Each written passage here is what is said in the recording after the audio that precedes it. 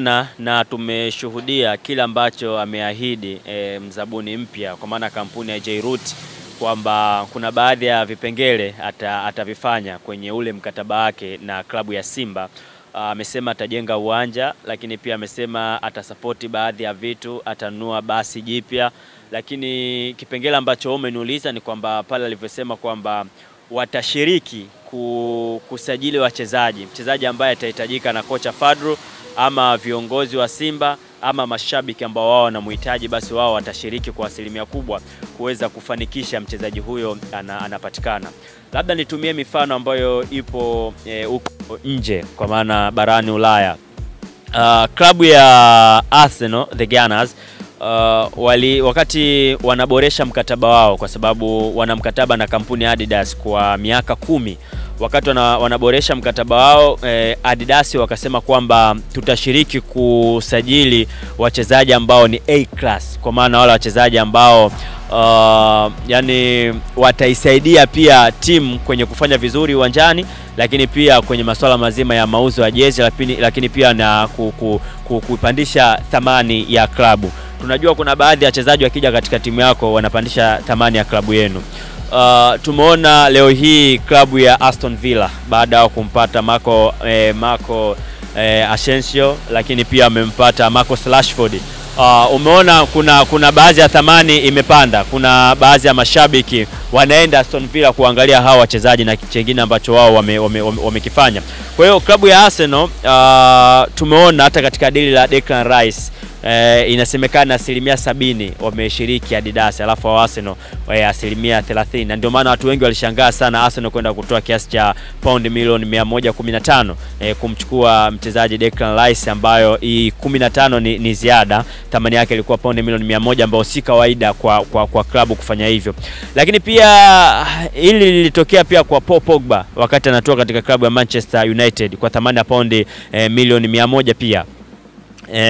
Wao walisema pia wataongeza kiasi cha pesa ili kuweza kumtoa Paul Pogba Juventus kumleta katika klabu ya Manchester United, na masaa 66 yalitosha kuweza kurudisha kiasi cha pesa ambacho kilipatikana kwenye kumsajili Paul Pogba, hasa katika mauzo ya jezi. J-Root naye ameahidi hili kwa sababu anajua kuna baadhi ya wachezaji ambao Simba walikuwa wanawahitaji, lakini waliwakosa kutokana na pesa, lakini pia pengine labda ushawishi na kadhalika. Mchezaji kama Cesar Robi Manzoki walimhitaji sana, lakini mwisho wa siku akaja kumkosa, tukaona ameenda huko China. Lakini kuna baadhi ya wachezaji wengine tumeona sasa hivi, kuna deal la Faisal Salum Feitoto, lakini pia tumeona kuna baadhi ya wachezaji wengi ambao Simba walikuwa wanapigia kelele. Kuna kipindi pia Shonga walikuwa wanamhitaji, lakini wakaja wakamkosa. Walimhitaji Mabululu, wakaja wakamkosa kwa sababu kilikuwa kinakosekana kiasi cha pesa ambacho wao wangekitoa kumpata huyo mchezaji. Kwa hiyo J-Root si peke yao ambao wao walihitaji hiyo tenda. Kuna makampuni mengine, lakini niwapongeze J-Root kwa sababu waliweza wao kujua ni wapi kwenye madhaifu ya Simba ambapo sisi tunaweza tukapiga pale alafu tukaipata hii tenda. Kwenye hiki ambacho wao wamekiongea kwamba watasapoti kwenye kufanya usajili, naamini pia imekuwa sababu ya wao Simba kuwachagua wao na kuacha baadhi ya wengine ambao pia walihitaji tenda hiyo. Unaona Simba wanamaliza msimu huu. Msimu ukimalizika kuna swala zima la usajili. Kuna baadhi ya wachezaji ambao mashabiki, wanachama pia wanapiga kelele kuwahitaji hao wachezaji. Unaweza ukaenda ukaambiwa mchezaji huyu thamani yake ni hii, kama klabu kama ile yenu ipo chini, kwa maana huyu anaweza akasapoti nyinyi akafanya nini, mkaenda mkampata. Kwa hiyo kwangu mimi naona ni kitu bora sana, na nafikiri zile kelele ambazo zilikuwa zinapigwa na mashabiki, tunamtaka fulani, pengine labda zinaweza zikafika mwisho na tukaiona Simba ikaenda kusajili wachezaji ambao walikuwa bora, na mwisho siku tukaona wakaja kufanya kile kitu ambacho wao wanatamani, kuchukua kombe la Afrika, lakini pia kufika mbali katika michuano ambayo wao wanashiriki mara kadhaa. Pengine kama ataendelea kusalia kwenye nafasi ya 4, tunaweza tukaona katika michuano ya kombe la dunia kwa ngazi za vilabu. Hauwezi kufika huko kama utakuwa una squad ambayo ina wachezaji wa kawaida. Kwa hiyo lazima uwekeze pesa uweze kuwachukua hao wachezaji. Kama nyinyi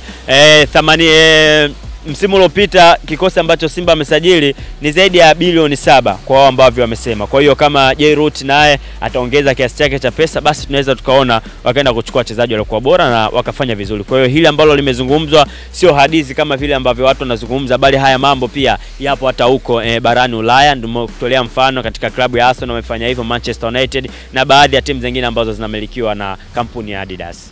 Okay, tukisalia hapa Tanzania umezungumzia issue ya Faisali. Faisali wamekuwa tumesikia fununu wanamhitaji Yanga kwa kuweka dau nono, kuna Azam mwenyewe wanataka asalie pale pale, Simba pia wanasadikika kuweka dau lao, lakini mbali na yote Kaizer Chiefs naye ametangaza dau lake. Vipi, tutegemee kwa hawa wadhamini wapya kwamba anaweza kabakishwa Faisali Simba au tutegemee kumuona Faisali Simba? Kwa taarifa iliyopo kwa mara ya mwisho ni kwamba klabu ya Kaizer Chiefs ambayo ipo nchini South Africa, ambayo inanolewa na kocha wa zamani wa klabu ya Young Africans, kwa maana wanamzungumzia Nasreddine Nabi, wao Kaizer Chiefs wapo tayari kutoa kiasi cha shilingi milioni 850 kwa pesa za Kitanzania kumtaka Faisal Salum, lakini kubwa zaidi wapo tayari kutoa kiasi cha shilingi milioni 80 kama mshahara. Lakini kuna bonus ambazo zimewekwa, hizi bonus zinafika mpaka kiasi cha shilingi bilioni 1.3 kwa bonus, mbali na kile ambacho kama signing fee. Lakini pia wamemwambia Faisal Salum watampa mkataba wa miaka 4. Hiki ndicho ambacho wao wamemuofa klabu ya Kaizer Chiefs. Lakini ukija katika klabu ya Young Africans, wao wapo tayari kutoa kiasi cha shilingi milioni 750, lakini mshahara wa shilingi milioni 45 kwa pesa za Kitanzania. Lakini wao Simba mara ya mwisho wao wapo tayari kutoa kiasi cha shilingi milioni 700, lakini pia mshahara wa shilingi milioni 40. Hizi ndizo ofa ambazo zimewekwa, zipo mezani kwa Faisal Salum Feitoto. Ukiangalia hapo ofa kubwa na Simba na Yanga wameweka kwa miaka miwili. Ofa kubwa ni ofa ya Kaizer Chiefs. Alafu inafuata ofa ya Young Africans, alafu unamalizika ofa ya Simba ambayo hiyo ipo chini. Lakini pia tunaangalia mapenzi ya mchezaji yenyewe yapo wapi. Kwenda kucheza South Africa ni faida, lakini unaweza ukajiuliza kwa nini kuna baadhi ya wachezaji wamerudi. Unamzungumzia mchezaji Kitasa kama na beki wa klabu ya Simba, bwana mdogo Brother Hamza alikuwa pale SuperSport ya South Africa, lakini amerudi Tanzania. Hataka kujua nini ambacho kimemrudisha. Pengine labda culture, kwa maana maisha ambayo anaishi kule labda inaweza ikawa sababu. Lakini pia unaweza ukajiuliza maswali mengi ambayo hatuwezi kupata majibu mpaka mwenyewe tumuulize. Lakini pia kuna baadhi ya wachezaji pia wameenda huko South Africa lakini wamerudi, ingawaje pia wapo wengine ambao wanaendelea kama Baraka Gamba Majogolo, Banda, Abdi Banda amerudi, tumeona amerudi Tanzania, na baadhi ya mifano mingine. Kwa hiyo Faisal Salum kabla hajaamua kwenda Kaizer Chiefs lazima ataongea na hawa ambao walienda huko akarudi. Pengine labda inaweza ikawa changamoto hiyo pekee, inaweza ikawa sababu labda ya yeye kutoenda huko Kaizer Chiefs. Lakini masuala ya pesa kule hakuna shida. Kama ataamua kubaki Tanzania, kwa maana kuna Simba na Yanga, ofa ya Yanga ipo juu ya Simba, lakini imezidi nini? Kiasi kidogo sana cha pesa. Kwenye signing fee wamezidi milioni 50, lakini kwenye mshahara wamezidi milioni 5. Kitu ambacho Simba wanaweza wakapanda juu kwa kile ambacho kimewekwa, kwa sababu Jairut anaweza kaeka hiyo pesa. Kama Simba ataenda kuweka milioni 800, kwa maana atazidia milioni 50 kwenda juu, lakini atasema mshahara wake kama milioni 50, kwa maana atazidi tena milioni 5. Kwa hiyo kwa hiki ambacho kimeongelewa, pengine tunaweza tukasema kwamba Jairut wanampeleka Faisal Salum katika klabu ya Simba Sports Club. Lakini pia jengine ambalo nimelisikia kwa Faisal Salum huenda ikawa faida kwa Simba kumpata ni mama yake mzazi. Wakati Young Africans wana lile sakata lao wao na Faisal Salum, kuna maneno mengi alizungumzwa, hasa kumwataki mama yake Faisal Salum. Wengine wakadhihaki, wakawa wanaweka ugali, wanaweka na sukari, wanakula, kitu ambacho kilimuumiza sana mama yake.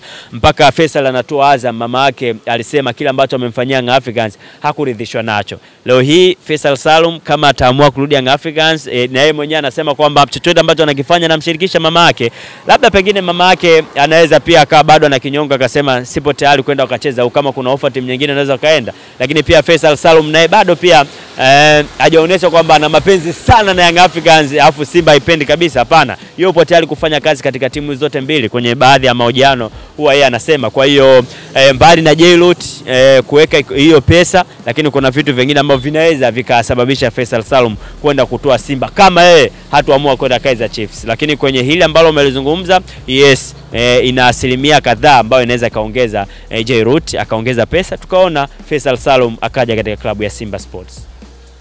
Bwana mimi nashukuru sana. Bwana shukrani sana.